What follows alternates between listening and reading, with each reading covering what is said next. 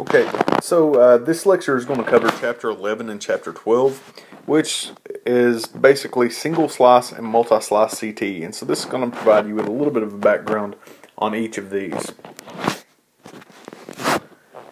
So in 1990, the first CT scanner to perform volume data acquisition was introduced. It provided shorter scan times and improved 3D imaging. Volume data acquisition sometimes is referred to as helical scanning, and in other instances as spiral scanning. We use these almost interchangeably. However, the most accurate term is spiral due to the fact that it refers to the cylindrical and conical configurations of the arc that the machine acquires data in. But before this, we had conventional slice by slice scanning.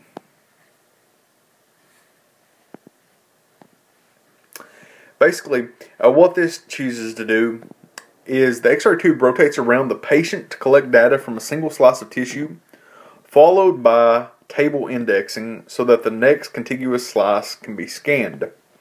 This process must be repeated until the desired tissue is imaged. So the process of scanning here is, the first step, the X-ray tube must be accelerated to a constant speed of rotation. The second step, during the rotation, the X-ray tube produces X-rays that are transmitted through the patient to fall on the detectors, which measures the relative transmission values, or how much energy is actually lost by the photons. The third step, the patient resumes breathing while the X-ray tube slows to a stop. And then the fourth step is the cable is unwound and the patient table is moved. And so typically what we're talking about here is the slice by slice method.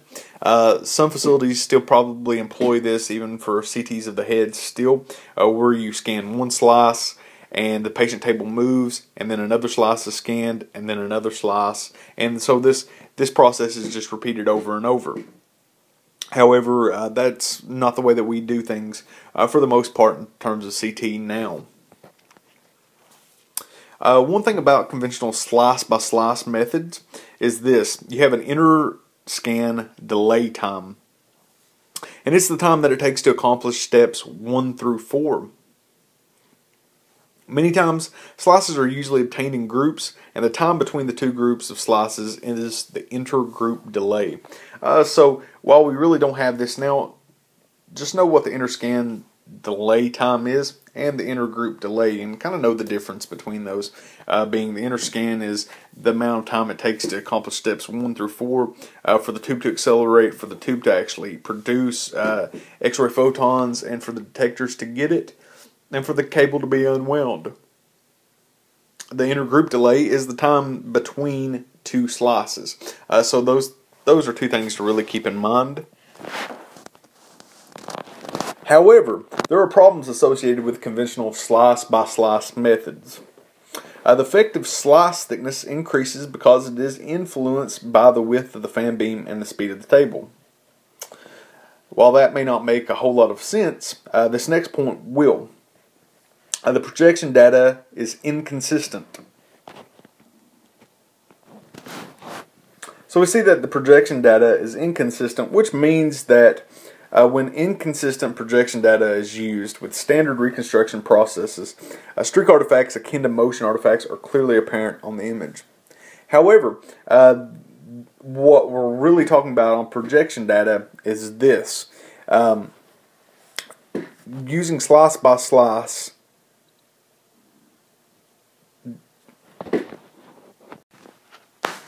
however, it's not to say that there are not problems associated with conventional slice-by-slice imaging. We see that the effective slice thickness increases because it is influenced by the width of the fan beam and the speed of the table. However, what we really focus on is the projection data being inconsistent. We see that basically because the projection data cannot be very consistent with the standard reconstruction process, there's going to be streak artifacts on the image.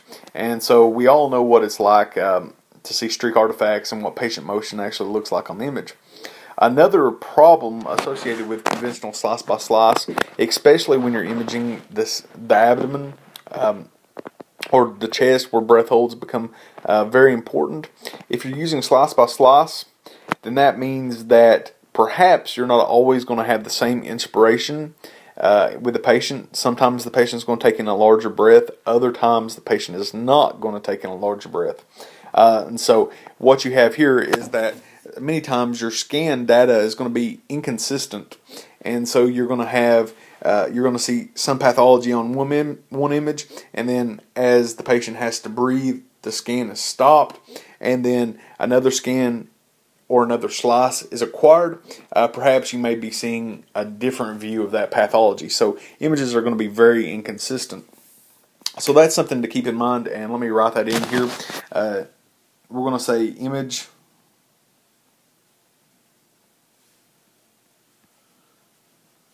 inconsistent.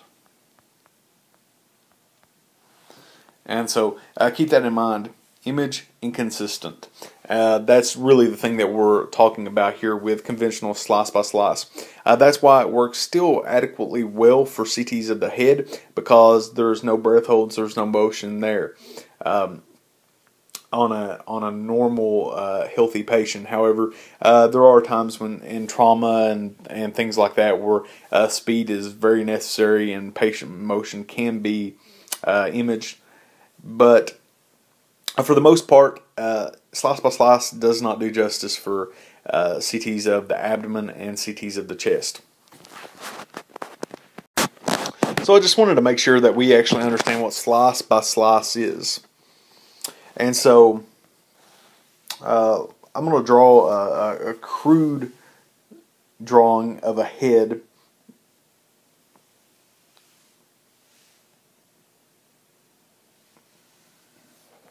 Okay, and notice that this is devoid of any facial structure or anything, because really, for the most part, that's not important. What is really important is that we understand what slice by slice means, because I realize that many of you probably may have never seen slice by slice actually performed. And so what we begin with slice by slice is you have one slice. As the table is held still, the table is not moving while the scanning is going on. So the patient, one image is being acquired, and then after that image has been acquired, the patient table is going to move. So the table is going to move this way. So this is slice number 1. Patient table moves after that slice is acquired, and then we're going to say that this is going to be slice 2. And so the patient table, when slice 2 is being acquired, the patient table is stopped and scanning is going on. And then once scanning is stopped, the patient table moves again, and then we have slice 3. And the process keeps going until all of that anatomy is actually acquired. However, let me erase this, because our next topic is going to be volume CT. And so it's essential that we understand what volume CT is as well. And so let's reconfigure our head here. And then let's look at helical or volume CT. Helical or volume CT is named for that because it does this type of number. If the patient is situated inside of this area, then we see that the image is kind of tracing a corkscrew or a helical path around the patient, kind of a circular motion. And so what happens here is very much different than what we actually see for slice by slice imaging. Slice by slice imaging, as we've just said, is what it says, slice by slice. Helical, on the other hand, means that the patient table is in constant motion going this way, while the X-ray tube is rotating around the patient.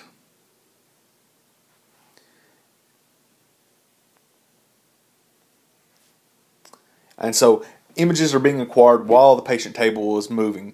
And so you're never in a situation where you're not acquiring images. And so the table is constantly moving, the tube is constantly rotating, and as you can see, the patient is going to get the scan completed in a very faster time frame than with slice by slice imaging. And so keep that in mind. The thing about volume imaging is that the table is moving while the scan is going on. That is something very, very important to keep in mind. And if we can keep this in mind, then the rest of it is going to start falling into place and going to start making sense. So that brings us to single slice volume CT. So we saw in the previous slide that volume CT, the table is moving and the scan is going on. However, while it's faster than slice by slice, it's still not what we use today because there's limitations of it. The volume coverage and speed can be increased by using a higher pitch. However, higher pitch ratios in single slice volume CT scanning degrade image quality and produce image artifacts. Single slice volume CT is based on the use of a single row of detectors, and because the X-ray beam is highly collimated to the size of the detector array, only a small percentage of X-rays emitted by the tube is used in the imaging process. And so that's something to keep in mind here. That's one of the big, huge limitations of single slices, that you're actually only using a small percentage of the X-rays that are emitted by the tube. And so your collimators are actually catching most of that. And so while you're generating a lot of X-ray photons, you're not actually utilizing many of them at all. And so it's kind of very ineffective. Additionally, the time duration for covering defined volume in a single slice volume CT is limited by several factors, such as the ability of some patients to maintain a single breath hold during the volume scanning. And as we all know, one of the greatest limiting factors in CT is patient motion and the breath hold.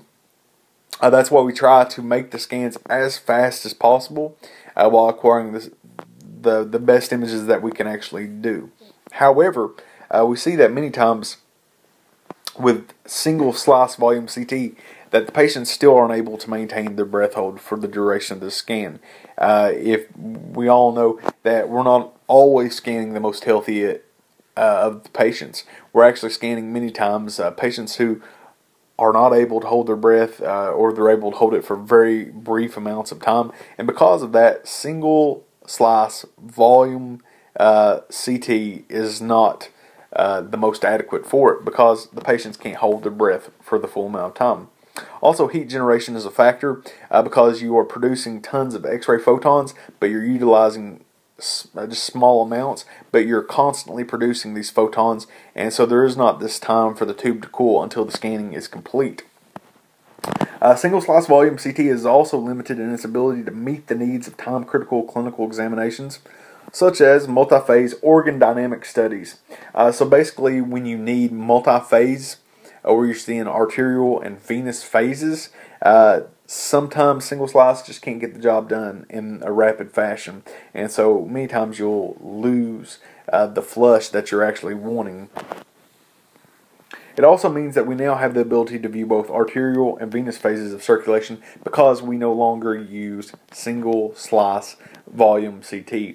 And so because of the introduction to multi-row detectors or multi-slice CT, we see that we have opened up new doors that were not possible because of single slice. So that brings us to the evolution of multislice CT scanners. We see that a CT detector consists of basically two major components: a radiation sensor coupled to suitable electronics such as photodiodes, and an analog to digital converter.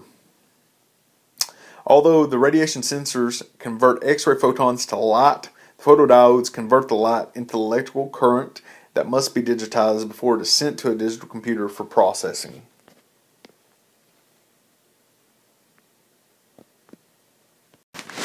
So the evolution of multislice CT.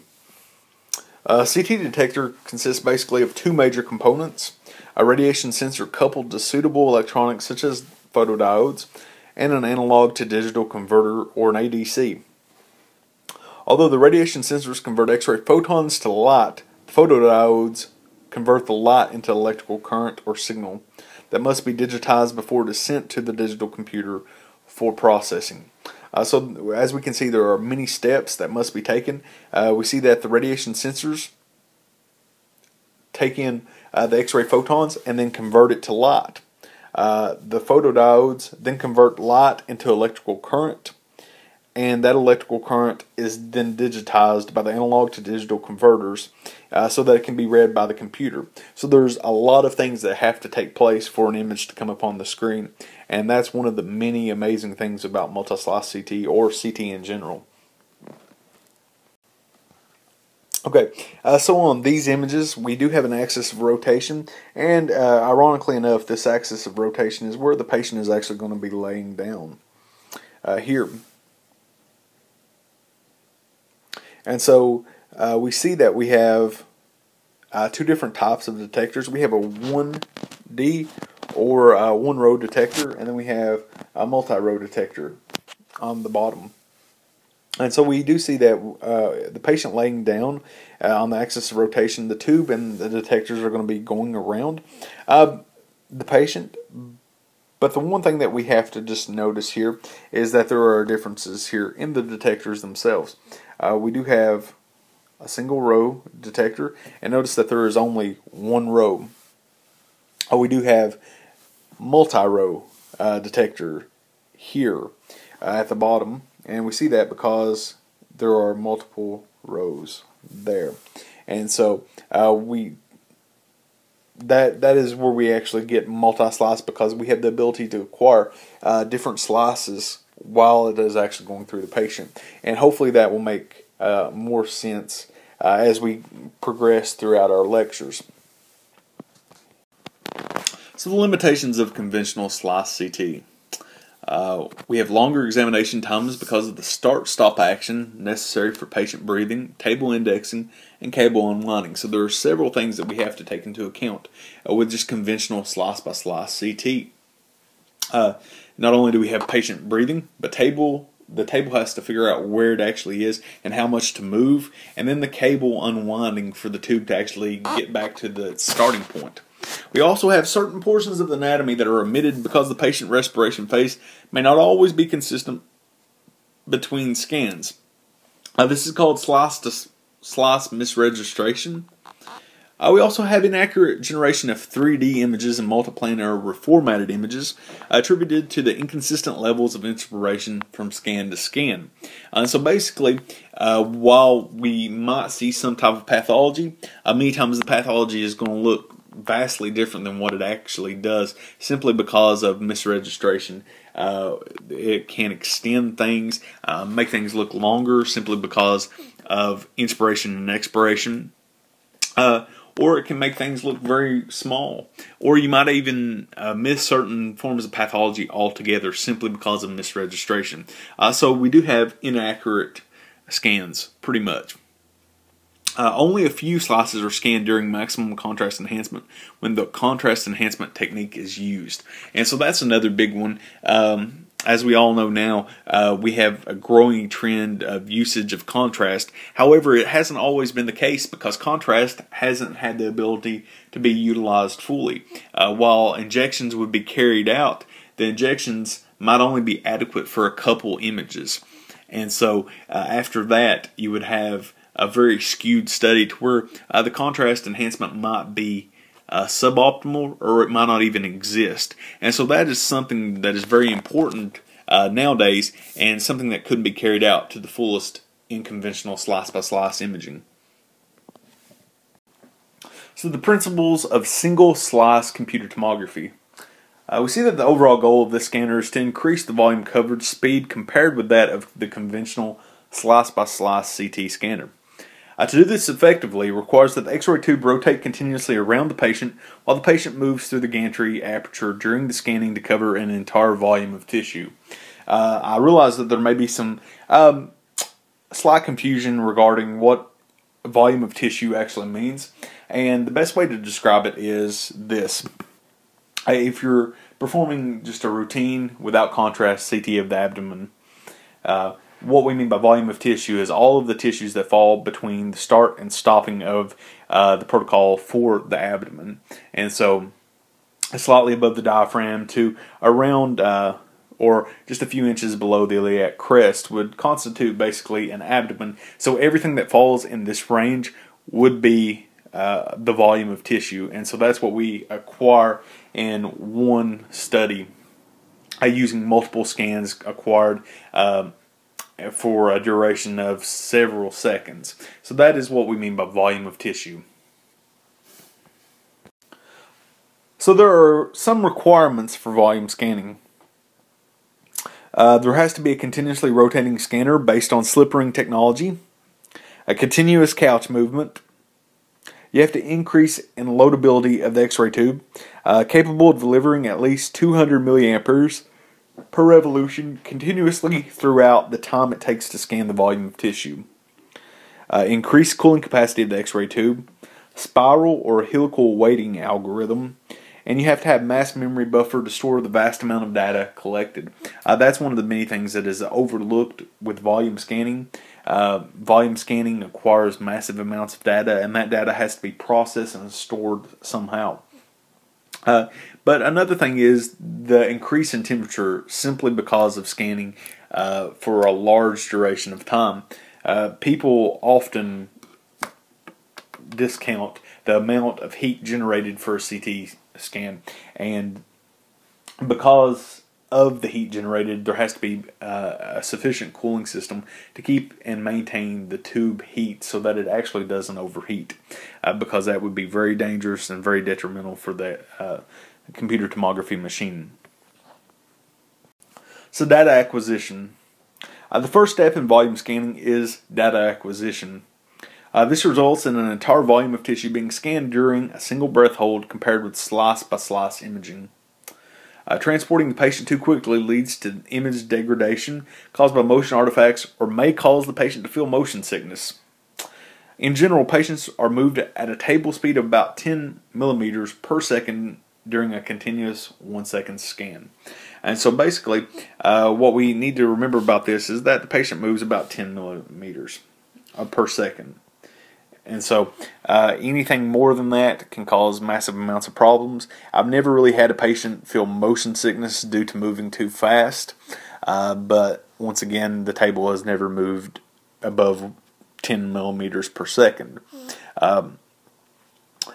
But also we have to understand that if you pull the patient out too quick, many times that you're not going to reach the maximum amount of photons that are needed for each slice.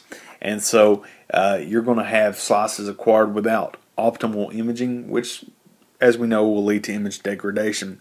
So it's very important that the table speed be maintained, and so that effective X-ray photons can actually be utilized. So for all of the great benefits that have come about because of spiral or helical scanning, we must say that there are also problems associated with it as well. Number one is that there is no defined slice, and thus localization of a particular slice is very difficult. The geometry of the slice volume is different for spiral or helical scans compared with conventional CTs. In spiral helical scanning, the X-ray tube rotates continuously as the patient moves through the gantry continuously as well.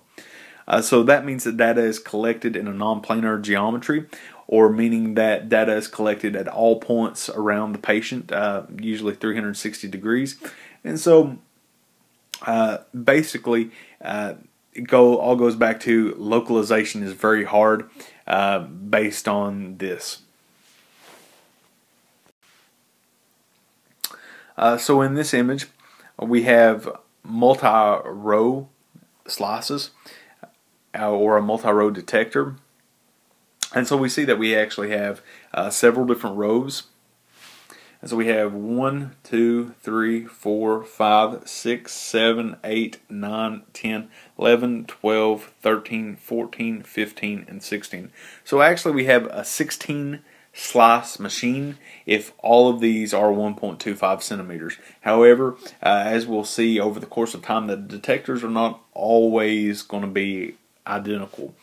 And so what this image really shows us is that there are 4 1.25 centimeters slices or detector sizes. And so each of these acquire a different slice. And so it corresponds to different points in the patient's anatomy, which the images at the bottom really don't define very well because they all are the same image. But basically you're acquiring 4 different slices. And so you have to have processing for each of these slices. So as we see, there has to be separate processing for each of the 4 slices acquired, or 4 images here.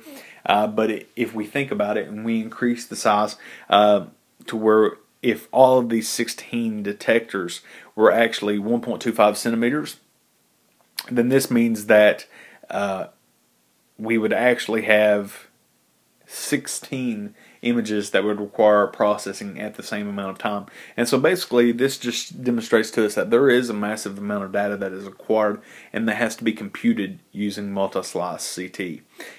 It's very interesting to see, as we will find out over the course of our lectures. So based on the previous image, we see that the detector actually consists of 16 elements or cells, each 1.25 millimeters in size, and the X-ray beam is collimated to fall on 4 of these cells. 4 signals are located per gantry rotation from each of the 4 cells and sent to the 4 ADCs to produce 4 slices, each 1.25 millimeters thick. For 8 1.25 millimeters thick slices, the X-ray beam would fall on 8 detector elements. For 4 2.5 millimeter slices, the beam would be collimated to fall on 8 detector elements, where 2 1.25 elements would be combined to produce a 2.5 millimeter thick slice, and so on. And I realize that this might be slightly confusing, but I promise you as we go throughout the lectures, it will make much more sense. So the main goal of Multislice CT.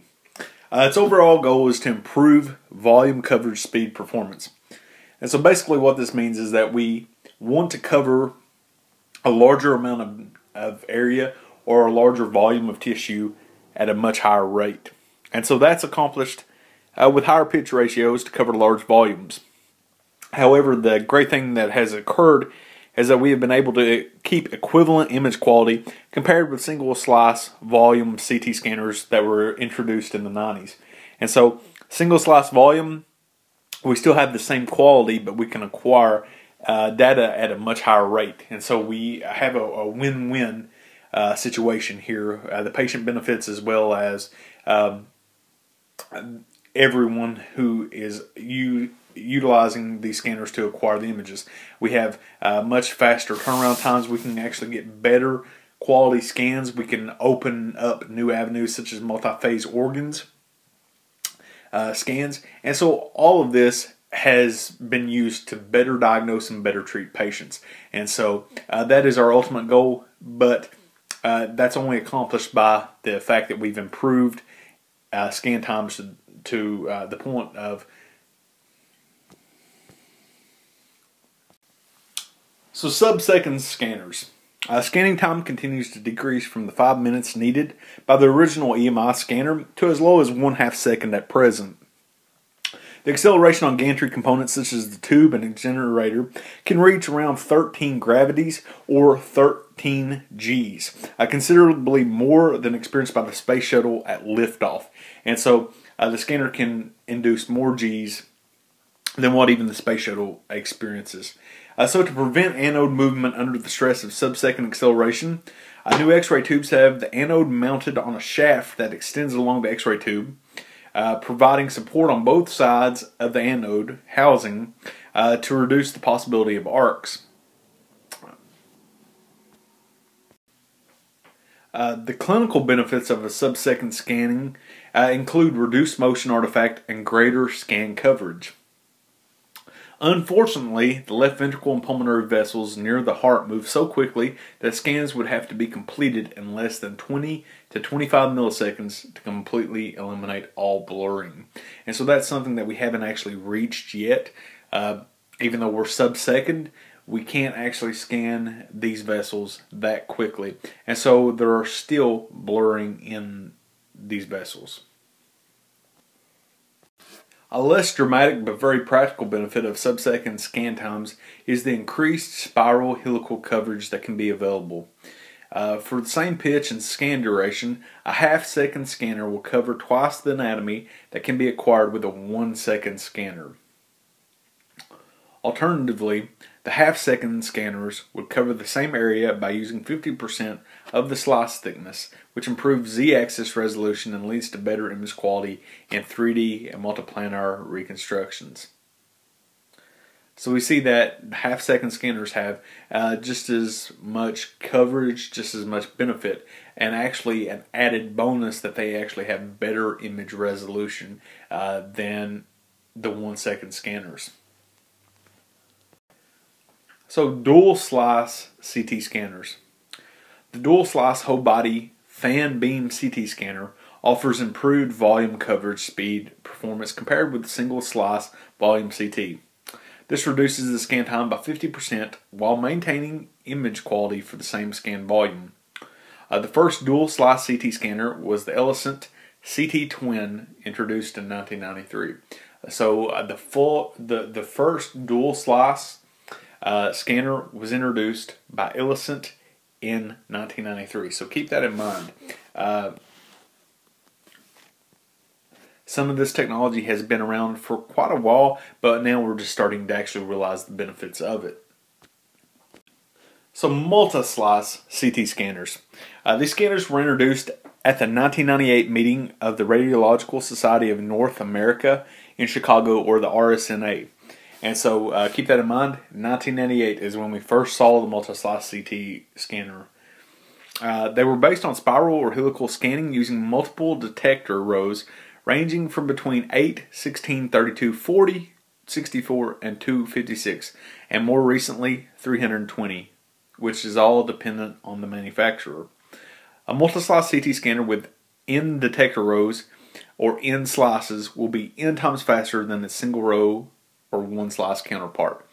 So for an example, an 8 detector or 8 slice machine will be 8 times faster than the single slice counterpart, meaning that it can acquire 8 images, whereas the single slice can only acquire 1. The same goes for 256 or 320, which will require 320 individual slices or images, whereas the 1 slice will only acquire just 1. So collimation. The X-ray beam collimation system is designed to ensure a constant beam width because the pre-collimator and post-collimator widths are equal. The width of the pre-collimator defines the slice thickness, or the Z-axis resolution or spatial resolution, and affects the volume, coverage, speed, performance. Then collimation results in better resolution, but takes longer to scan. Y collimation results in shorter scan times, but poor resolution. So there is a trade-off that you have to keep in mind. And so keep this that is highlighted in mind. A collimator width of 8 millimeters falling on a 1 detector array will provide a single slice thickness of 8 millimeters. And so the thing to keep in mind is that collimation for a single slice CT is actually accomplished by the pre-collimators. Pitch. Pitch for single slice volume CT is defined as the ratio of the distance that the table translates or travels per gantry rotation to the beam width or pre-collimator width. And so that's something to keep in mind. It takes 2 variables, the amount of travel of the table and the beam width. Slice thickness. The slice thickness is determined by the pitch and the width of the pre-collimator at the center of rotation. And so that's something to keep in mind. It's determined by the pitch and the pre-collimator width. So the collimation for Multislice CT. The beam is collimated by a pre-collimator to fall on the entire multi-row detector array. This width will be 4 for 4 slices and prescribed by the pre-collimator. A pre-collimated width of 8 mm that falls on a 4-row multi-slice detector array will produce 4 slices, each with a thickness of 2 mm. This is unlike the single slice counterpart, which provides a slice thickness of 8 mm with its 8 mm wide collimation. So the detector row collimation D and the X-ray beam collimation of D, or capital D, has the following relationship. Detector row collimation is equal to the X-ray beam collimation times the number of detectors, or detector rows.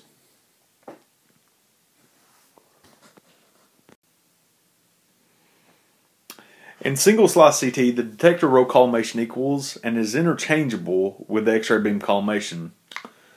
And we saw that if you have 8 mm pre-collimator or an 8 mm slice thickness, those are interchangeable. However, in Multislice CT, the detector row collimation is only 1 divided by n of the X-ray beam collimation. In general, the larger number of detector rows, or n, the better the volume coverage speed performance. So we know that to be the fact that the number of detectors really plays a role in how fast images are acquired. For example, if the X-ray pre-patient collimation width, or the X-ray beam collimation, is 20 mm and the scanner has 4-row detector array, the detector row collimation is as follows. Pretty simple. Lowercase d is the detector row collimation, n is the number of detectors or rows, and d is the X-ray beam collimation. And so 20 divided by 4 equals 5 mm. As the beam width increases in the z direction or the horizontal direction to cover the number of rows of detectors, the amount of scattered radiation increases because of a wide area of the patient is being scanned. So there may be some confusion here what z-axis is. We know that we have the 2 axes that we typically think about. We have the x and the y-axis. And so typically that is just if you're looking at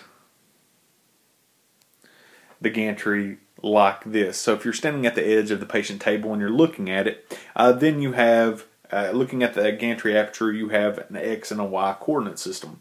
But what we failed to realize is that as you're looking straight into the aperture, you are actually looking at the Z-axis. And so going in like this is the Z-axis. And so if we look at our coordinate system over here, the Z-axis is actually running this way. And so this is the Z-axis. And so as you increase the width, or you're covering more of the patient, so if typically you're just covering this amount in the Z-axis, but now you're actually covering this, then we see that your detector rows have to increase, and you're going to actually run into a problem where you're seeing more scattered radiation simply because of the fact that you are covering just a larger range of area, so there's more potential for scattered radiation. So beam geometry. As the number of detector rows in a multi-row detector array increases, the beam becomes wider to cover the detector array. And so we know this to be fact. If we say that this is our detectors, and we're going to say that we have a row here, and a row there, and a row there. Actually, let me get rid of this and try and draw this a little more accurately so that we can best understand it. If you have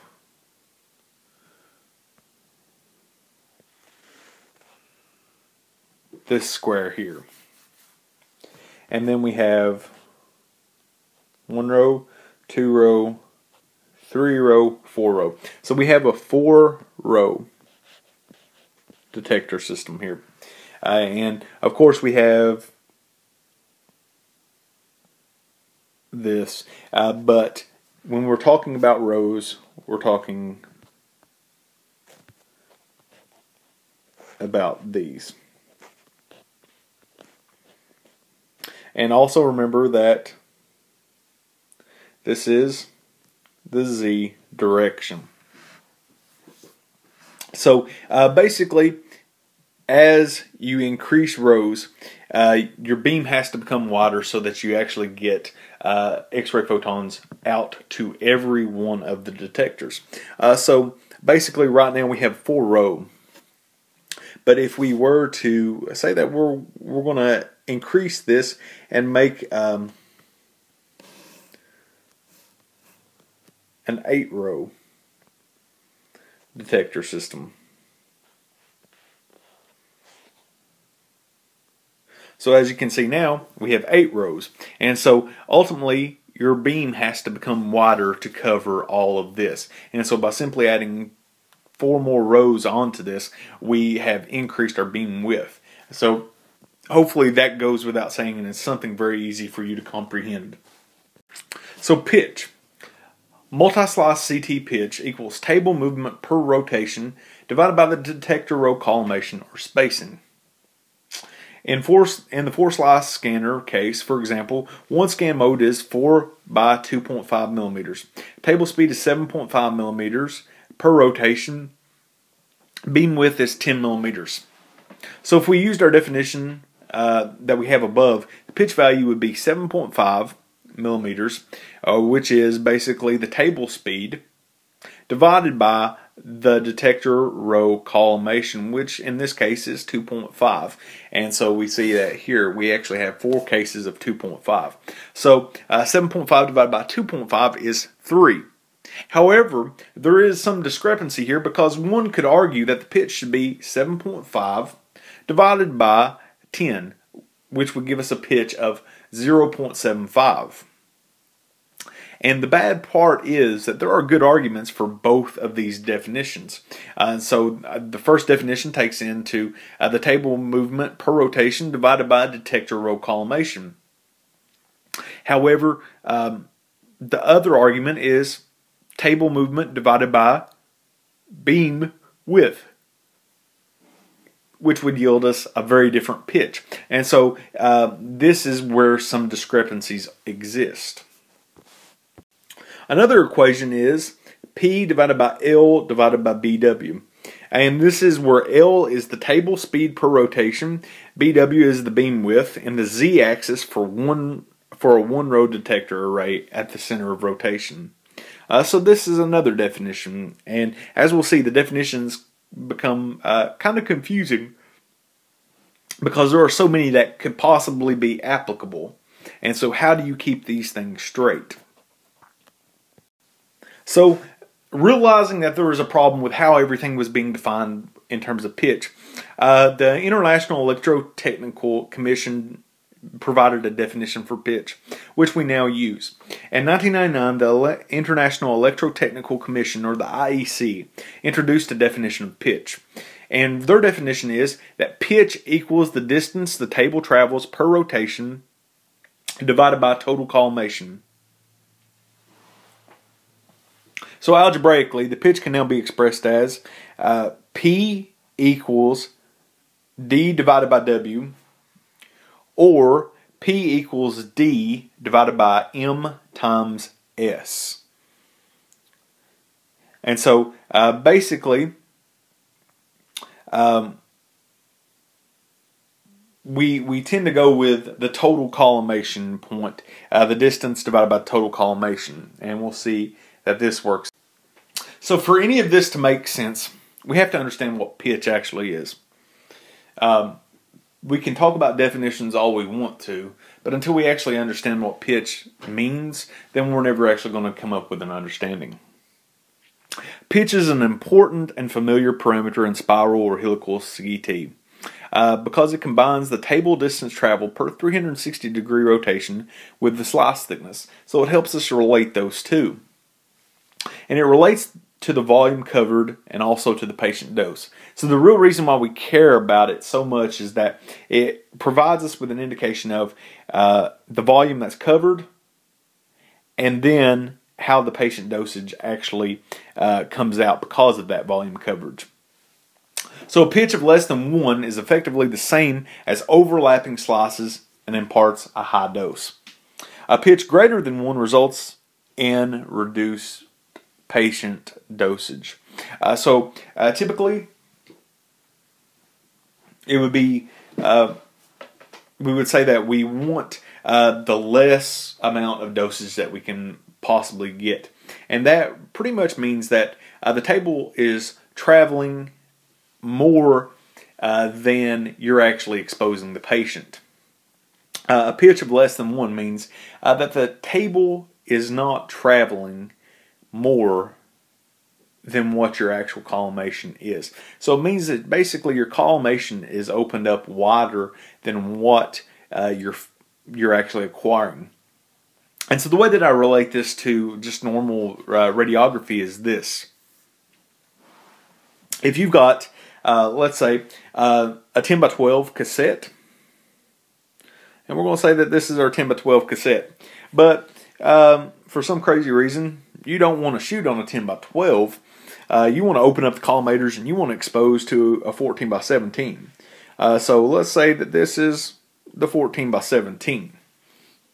And so you're exposing all of this area, but you're only wanting this area. And so basically you're actually overexposing the patient. And so looking at it in terms of CT, basically what this is telling us is this, that let's say, let's go back to our crude analogy of a head here. And let's say that we're taking 4 slices per rotation. So we got 4 slices here. But the table is not moving in this direction fast enough. And so we're opening up, our collimators are opened up more than what we're actually, the beam width is actually larger than what we need. So the patient is not traveling far enough as we're exposing.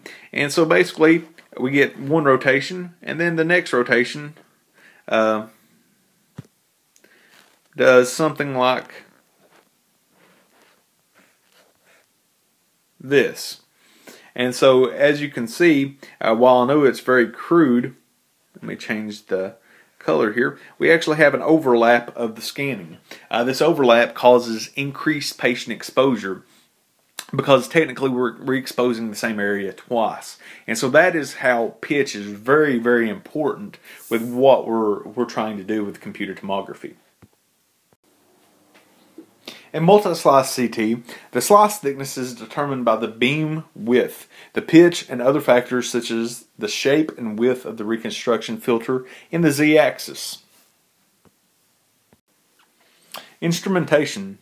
The flow of data in multislice CT parallels that of conventional step-and-shoot CT and includes X-ray production and transmission through the patient and conversion of X-rays into electrical signals, which are subsequently converted into digital data for processing by a digital computer. Data acquisition components. Almost all multislice CT scanners are based on the 3rd generation system design in which the X-ray tube and the detectors are coupled and rotate continuously during continuous patient translation through the gantry aperture. Such data collection strategy is possible by the use of slip ring technology. And so what we mean by the X-ray tube and detectors are coupled and rotate continuously during continuous patient translation is that as the patient is moving on the patient table and is moving out of the gantry, the X-ray tube and the detectors are both moving. They're both at fixed intervals, and they move simultaneously. When the detectors move, the tube moves, and that's all coupled together so that you have continuous exposure and continuous adequate data acquisition. X-ray generator. The X-ray generator is compact, lightweight, and high frequency. And it provides a stable high voltage to the X-ray tube to ensure efficient production of X-rays. The power output of these generators varies depending on the manufacturer. Typical values can range from around 60 kilowatts, or kW, to 90 kilowatts. The X-ray tube. The X-ray tube is a rotating anode tube capable of high heat storage capacity with high anode and tube housing cooling rates. The X-ray beam is usually fan-shaped and emanates from either a small or large focal spot. The X-ray tubes for Multislice CT provide for a range of selectable peak kilovolts in mass, such as 80, 100, and 120 and 140 kilovolts or kVp, and 10 to 500 mA in increments of 10 mA. And so, once again, these are all variable depending on the manufacturer and technique selected.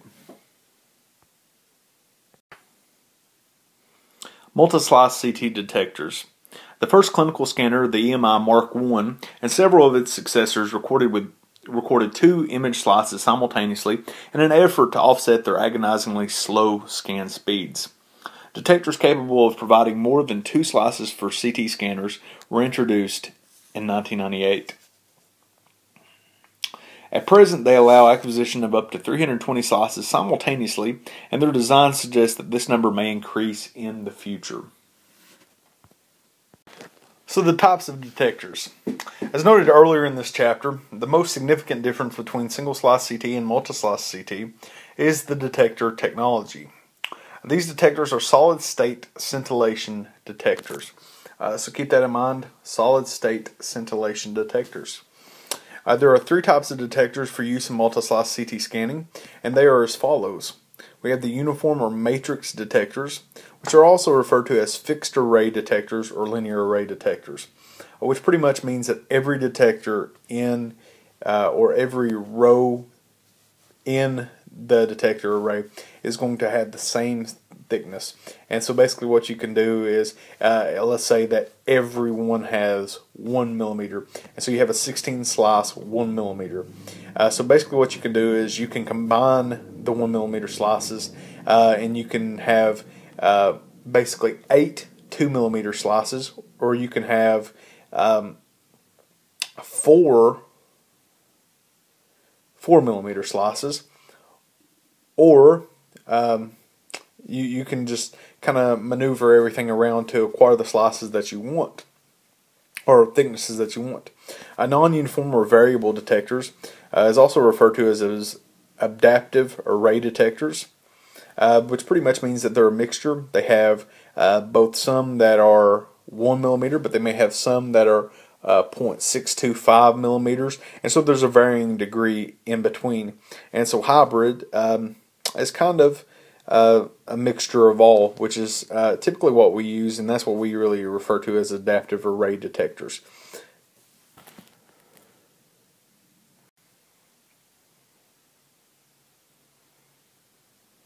So we see that detectors are described in Chapter 5, and basically we see that detectors fall into 2 different categories, gas ionization and solid state. Multislice CT scanners do not use gas ionization detectors, such as xenon detectors, which were used in the earlier single-slice CT scanners, because they have low quantum detection efficiency, below 50%, and low X-ray absorption.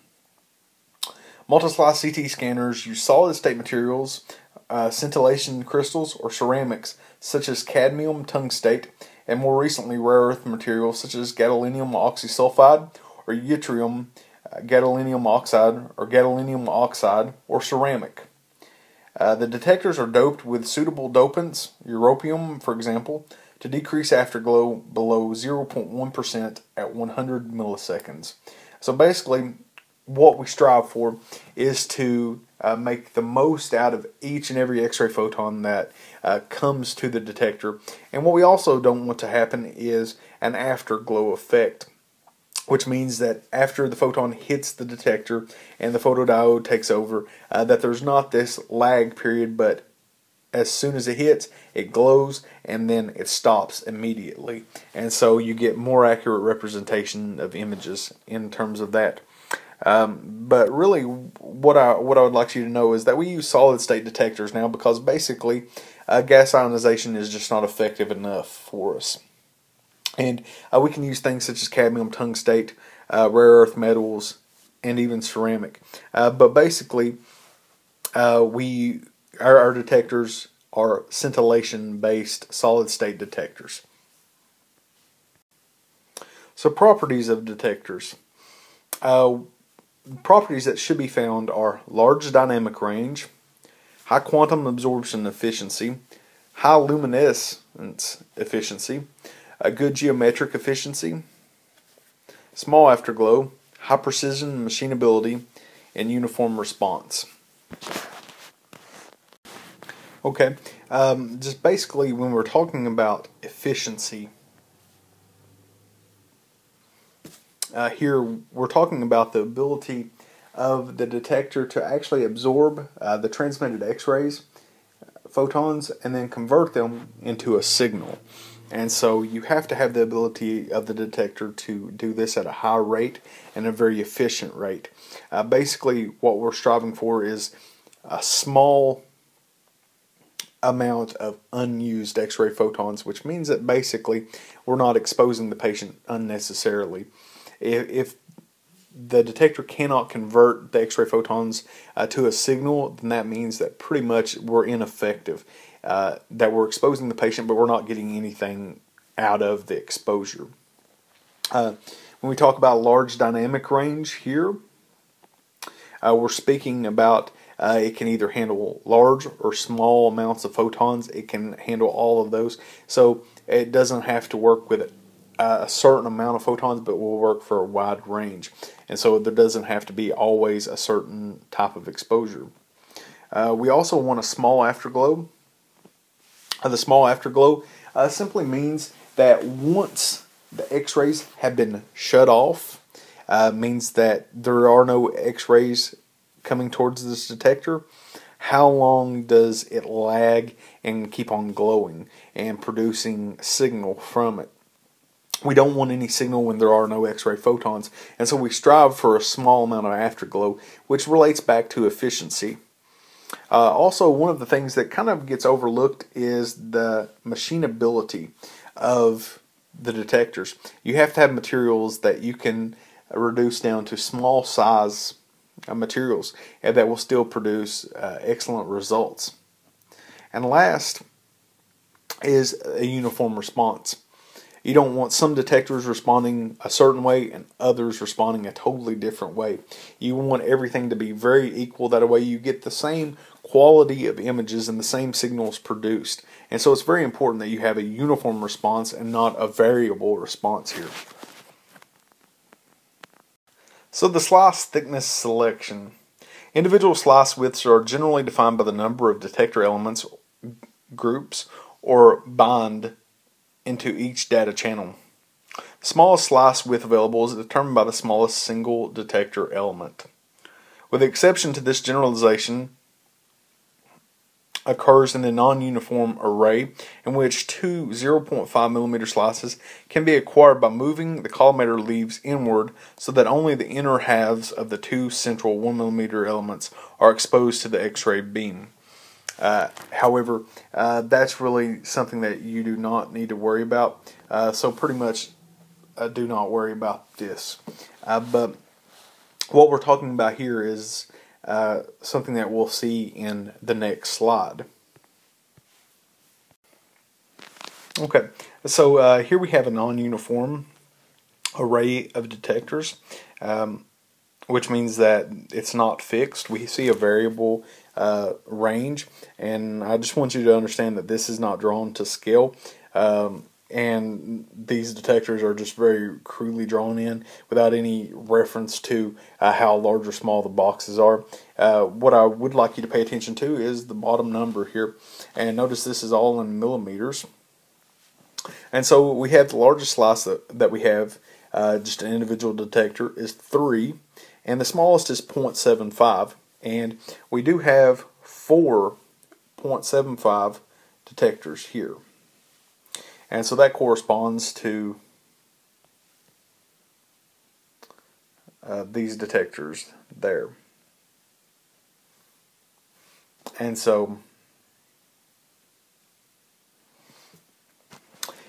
if we were to scan at the small setting, we could acquire 4 slices at 0.75. However, if we wanted to actually acquire more slices at 1.5, we could acquire 4 slices at 1.5. And the way that we can do this is by combining this one, these two, combining these two, and then we have this one and this one.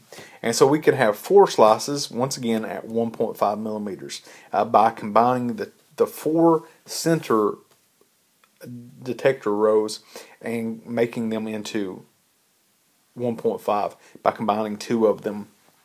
However, if we would like 3 millimeters, we could actually combine the 1.5 and 2 0.75 millimeter slices and come up with 3 millimeters. And so basically we could have another 4 slices that are 3 millimeters. And then we can reduce that down. If we wanted 6 millimeter slices, we can combine basically the 3 and the 1.5 and the 2.75 millimeter slice or slice thickness detectors, and then we get 6 millimeters, and so we'd have 2 slices in that range. And so basically what you can do is combine varying things to produce slice thicknesses. And what that's called is rebonding, or bonding together. And so basically you take something that's functioning separately and combine them together to get them to produce something else. And so in this case we combine 2 detectors or 3 detectors to make the slice thickness that we desire. So slice thickness selection. The X-ray beam width, as defined by the pre-patient collimators, will be approximately 4 times the slice width. So keep that in mind. 4 times the actual slice width.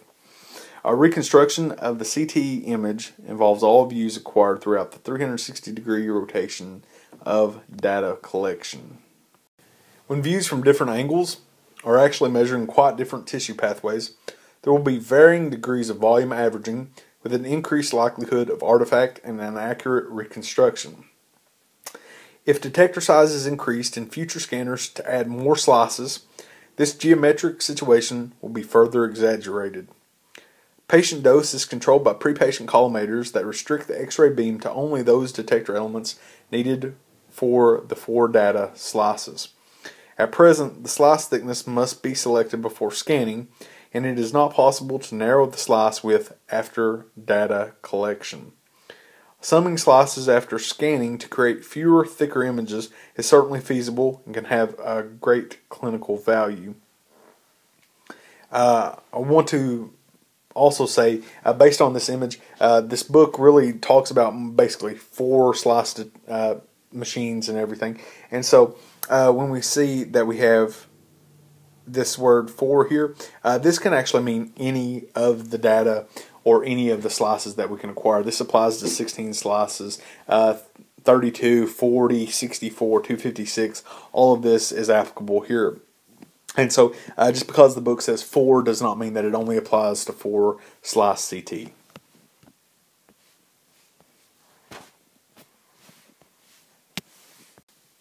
So the data acquisition system. Another major component of the gantry is the data acquisition system, or the DAS.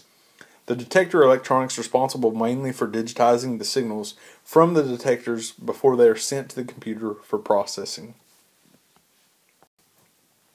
The patient table.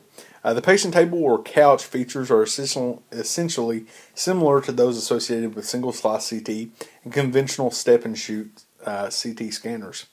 The purpose of this table is to support the patient and to facilitate multislice CT scanning through the variable speed of travel of the tabletop and its wide range of movement. So basically, as we saw before, the patient table really has not changed at all. in terms of CT because we still have the vertical and horizontal movements of the table, and so that is something that we continue to need and continue to actually have to have. That's what actually makes CT work, is because the machine can actually calculate how much the table is traveling and when scans need to be processed. And so because of that, we see that it really isn't applicable for the moment to where we can have the patient table move away from the gantry and roll a stretcher up to the scanner, because that's why it just will not work in this case. The computer system. The computer system for Multislice CT receives data from the data acquisition system and the operator, who inputs patient data and various examination protocols. These systems must be capable of handling vast amounts of data collected by the multi-row detector array. And so we have seen an increase in the ability of computers to handle this amount of data. That's one of the things that we often overlook so many times, is that when we increase the slice thickness, or not slice thickness, but the amount of slices acquired per rotation, that means that instantly we're flooding the system with more images each and every time. And so if you have a very lengthy study such as a CT chest, abdomen, pelvis, or a CT angiography runoff, basically you're going to have tremendous amounts of data flooding the system, and the computers have to have the ability to keep up with this. And for the most part, they do a very excellent job of this. So, the image quality. This is something that we all have concern about. We want to provide the patient with the best scan, the best images possible, so that their diagnosis can be very accurate. And so there are three main parameters of image quality. There's spatial resolution, which is the ability of the scanner to image fine detail. So spatial resolution is associated with fine detail. And so it's concerned with line pairs per centimeter. And so basically, how well can you image very tiny subject matter? Contrast resolution is the ability of the scanner to discriminate small differences in tissue contrast. While spatial resolution is very important, I would argue that contrast resolution is actually more important because you have to have the ability to discern borders and density differences in tissues.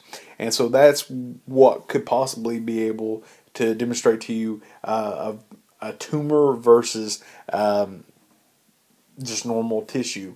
And so if you cannot discriminate these small tissue differences, then perhaps everything will kind of get blended together and you won't be able to discriminate anything unless there's a very large density difference. One thing that I can think about here is the difference between a hemothorax and a pleural effusion, where there is almost no density difference, only slight density differences. And so you have to go by what it actually looks like, and if there is a certain range there to aid in your diagnosis, unless there's a significant amount of trauma that you can actually visualize.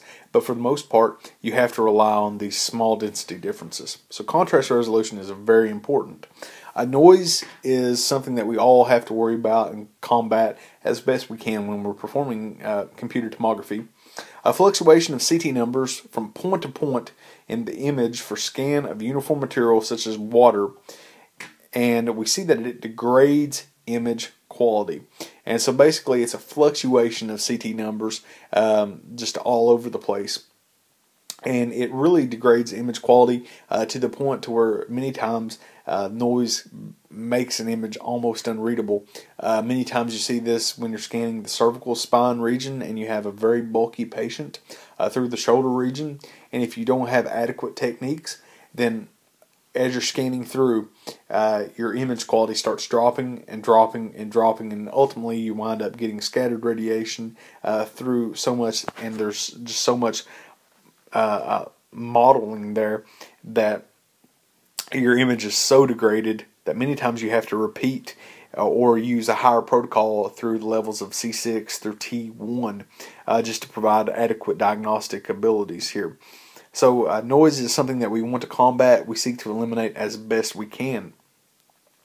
In addition, image quality depends on radiation dose. Although the dose in CT has received increasing attention in the literature and has been identified as an increasing source of radiation exposure, there have been increasing technical efforts to reduce this dose, not only to adults, but to children in particular. And so that's one of the things that often gets overlooked is when you have noise, you have to invariably increase your dosage so you hopefully decrease the noise. And so you're ultimately giving the patient a higher dosage here simply because you're trying to eliminate the noise. And so it's one of those things that is still continuing to get further attention. How can we best image patients while decreasing the dosage as best we can? So it's something that we're going to see continued improvements and continued work on as we continue to progress in technology. So ultimately, there has to be advantages to Multislice CT. And as we can see, the advantages are very numerous, and they do have an outstanding benefit towards the patient and the technologist as well.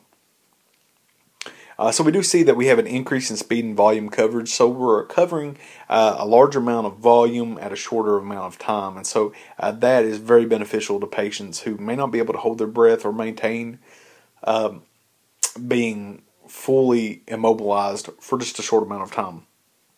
We also have improved spatial resolution, so we can image really the small stuff very well, so we have excellent image quality. We have efficient use of the X-ray beam, and that's used through technical factors that help to keep everything very efficient so that we're not exposing the patient unnecessarily.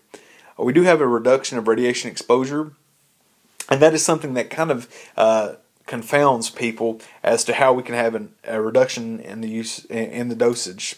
But we do have a reduction in dosage when you consider how effective we are and the amount of scan that we are doing. Also, in terms of radiation exposure, the reason we have radiation exposure going up for patients in general is because of the abuse of CT, and that's something that continues to be worked on by physicians, how that we can best utilize CT without scanning patients 24/7 and increasing their dosage or the lifetime dosage. We also have improved accuracy and needle placement in CT fluoroscopy, so we do have the ability to image things very accurately and then guide things such as a biopsy into this area. And so that is where CT has really come into its own. We have many times CT guided biopsies that have really kind of taken hold in the medical community to a greater extent than what one could have imagined.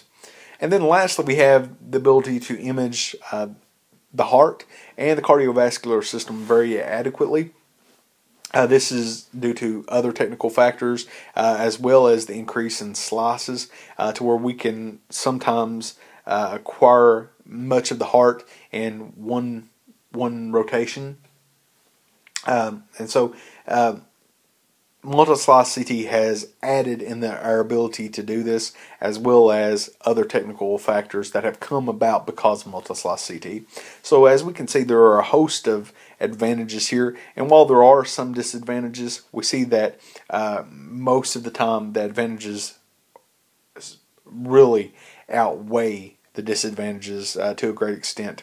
And so that is why Multislice CT continues to improve and grow as medicine advances, and we'll see that throughout our lectures. If you have any questions or comments, feel free to send me an email at tmassengill0002@kctcs.edu. Thanks.